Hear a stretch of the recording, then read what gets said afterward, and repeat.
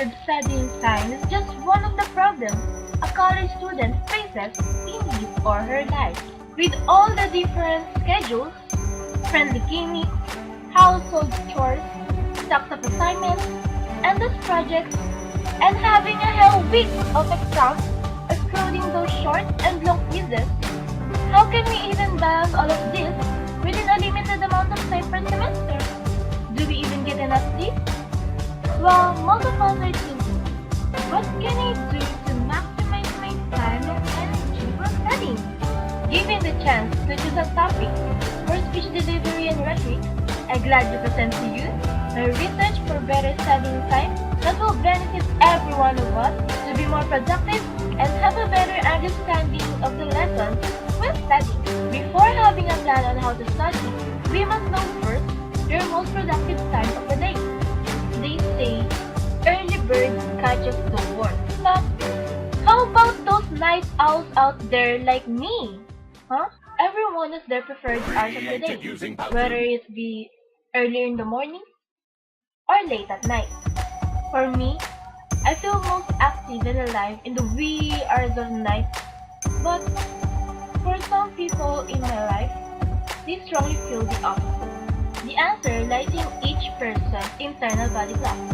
The average human clock has 24 hours, and everyone has slight variation of this. Some can be longer, and some can be shorter. Just like your body, it changes over time, thus changing your sleeping pattern throughout your life.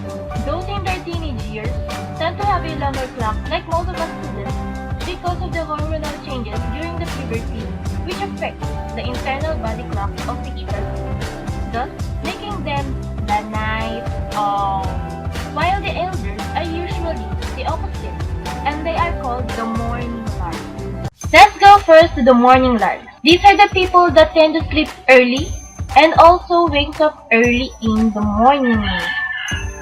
Rise and shine! There are many benefits that you may come up with the morning lark. First is the sleep. People who tend to study in the morning are normally very well rested. Second is the natural cycle. Speaking to the laws of nature has undeniable benefits, such as you can go to any libraries, any bookshops, or anything that opens in the morning and closes in the afternoon. Third, communication. Well, obviously, during the day, it is easier to contact your classmates, friends, or even the professor. Fourth, natural light. It is better for our eyes because actually, artificial light hurts our eyes and can affect our natural sleeping pattern. Do you ever feel sleepy when watching television at night? That is because artificial light causes our eyes to work 3 times harder than the normal light from the sun. Whenever there are benefits, of course, there are limitations. First is that there is no sudden burst of energy.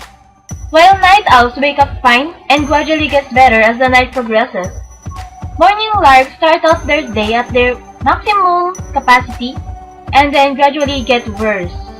Second, blood sugar level is at its lowest in the morning, which means that students have less ability to concentrate in the morning. Now that we're done with the morning larks, let's now go to the night owls. These are the people that tend to stay up late at night. Party people. They also have benefits, of course. First, no distractions. People are louder, more active in the day. At night, it's only you and the night owls, so you can all study in peace and quiet. Second, strength to meet the deadline. Studying at night gives you a sense of urgency. Third, you can practice your attention. When you study at night, the information you've gotten is fresh on your mind before you go to sleep. Fourth, rich social life. As a night person, you have the physical and emotional reserve to visit your friends in the evening. You are more likely to enjoy dinner, drinks, and conversations after hours. As a result, you can expand your social circles and deepen your bonds with them. Good? Fifth, preparedness. Nighttime is the best time to prepare yourself for the day tomorrow. Actually, I recommend that you go ahead and do these things at night. Because if you are like me, you may not have the decision-making skills and presence of mind to tackle them in the morning. 6. Strategic thinking capabilities. Leisure at night can give you time and space to think deeply about your personal life, your dreams, your aspirations, the things you wanted to do. 7! You are more intelligent. Maybe there's a reason why owls are considered wise birds. Well, according to scientific fundamentals, night owls are more likely to be more intelligent than the early risers. 8. Second, bursts of energy. Rather than being exhausted at work, night owls feel recharged and more concentrated at night. And lastly, you will need less of the zoo. Night people may not even need as much sleep to function well as the early birds. There are 2 limitations in being a night owl. First, there is a chance that you'll miss many great opportunities.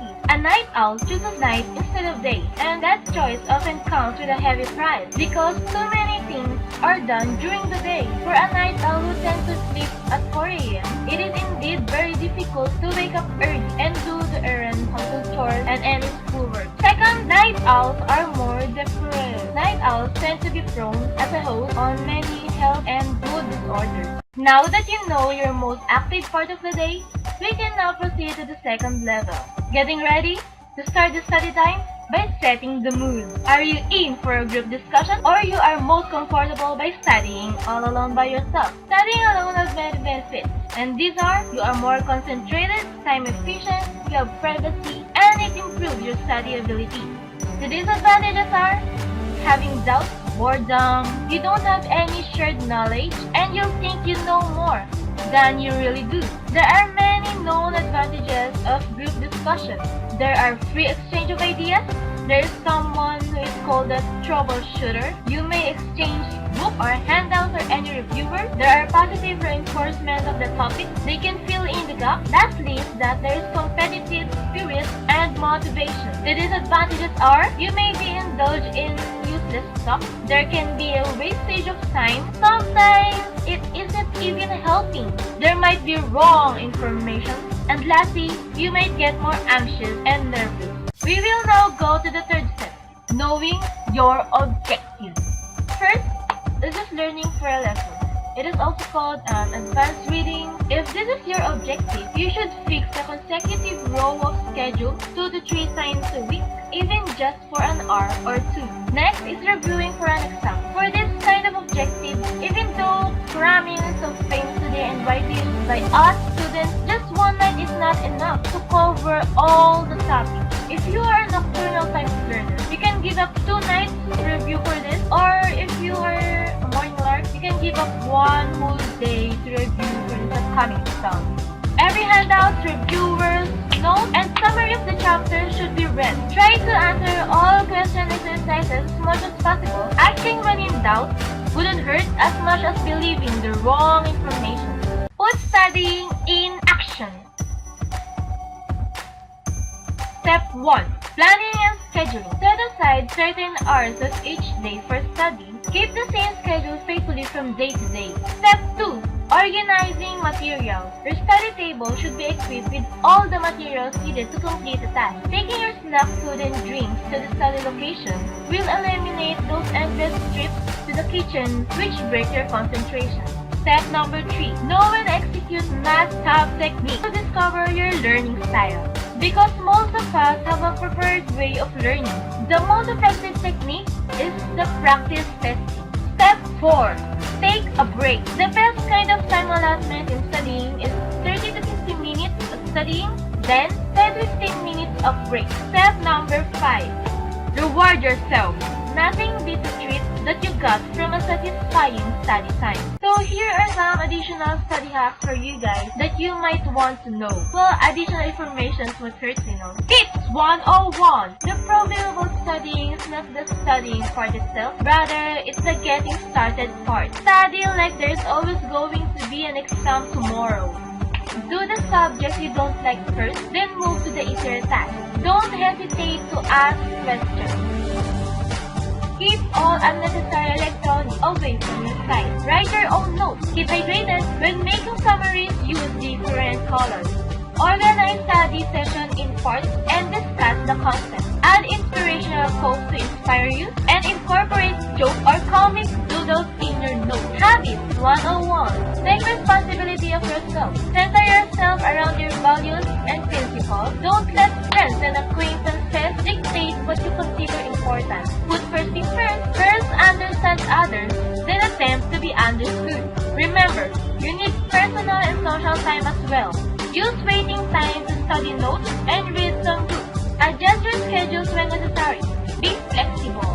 Learn to say no to those who will interrupt your study period. Ask yourself, what is the best use of night time right now? Practice asking yourself that question until it becomes a habit. Conclusion and summary. If you are right-handed, you may be able to learn to use your left hand. An overweight person can slim down.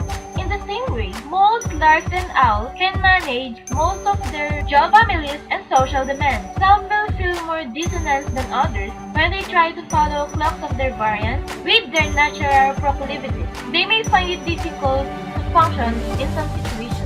They are not sick. They are not lazy. They are not lacking motivation. Happily, in our increasing 24-hour world, there are plenty of spots where most larks, owls, and hummingbirds can find a secure perch. You should study with your own first, then discuss the topics with your circle of friends. You will not just have the opportunity to clarify your doubts, but you could also learn new ideas from them. The type and span of studying depends on what your objective is.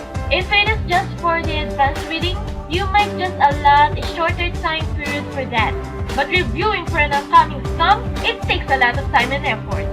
Studying must be put into action with 5 basic steps. First, plan or schedule what, when, where, how you are going to study. Next is to organize your material so you won't be wasting time just looking for a pen in the middle of the reviewing. Have the best technique you could have and use it effortlessly. Don't forget to take a break in this energy-draining task. Always be hydrated and well-rested after everything you've been through. You deserve a reward for the result of your hard work. You won't know the power of additional study hacks, tips, and habits until you try it on your own. It could be a great help in achieving better studying time. Always remember not to work hard, but to work smart. Also, at the end of the day, grades will always be just letters and numbers. It doesn't define you who you are. So stop thinking about classes in terms of grades and degrees. Think of school as just one facet of the larger self-education in your life. Find reasons to learn information for its own sake, instead of just to pass the class. While this may sound obvious, I believe it is the most important tip that I could impart. Again, study to learn, not just to pass. Have a great day!